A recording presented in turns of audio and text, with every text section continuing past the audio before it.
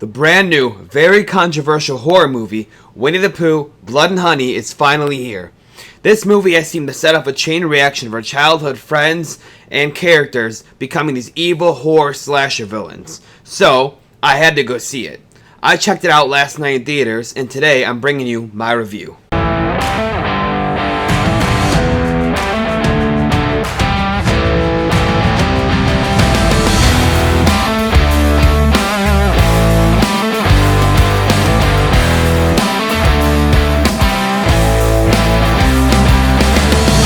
So, immediately upon leaving the theater, I knew this was going to be a hard one to review because what am I really supposed to talk about here? The movie starts off with a play on the original Winnie the Pooh storyline of Christopher Robin, Winnie, and Piglet and the others hanging out around the 100-acre woods.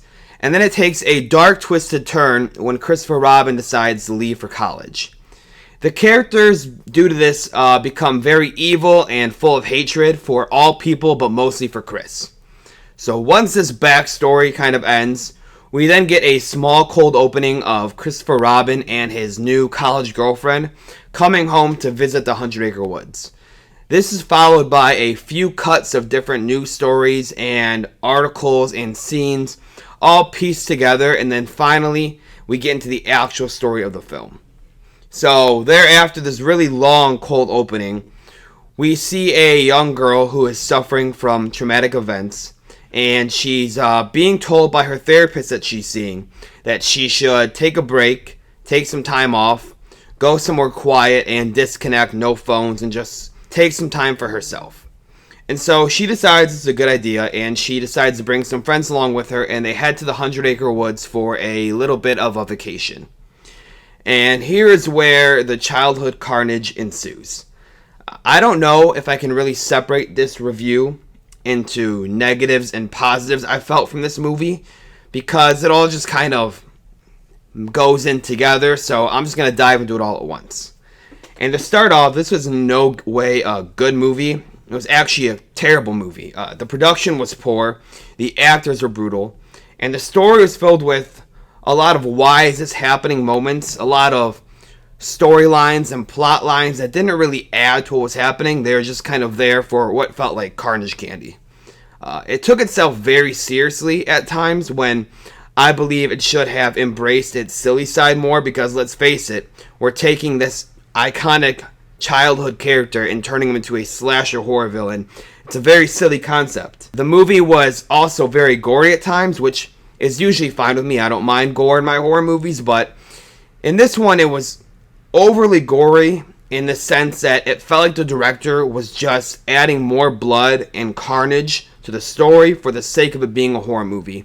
And this ended up in bad taste for me. I never really thought it even looked good on screen. Even with all the shortcomings and how bad this movie really was, it was still a fun theater experience. This was definitely one of the most fun theater experience I've had this year. And for movies that are non-Marvel movies, this is one of the best theater experiences I've had in a while. The crowd was roaring, the crowd was laughing, they were making comments, everyone was watching it together. It was a shared experience. That all increased my experience so much that I won't lie, it's make me want to catch a sequel in theaters when that one comes out as well.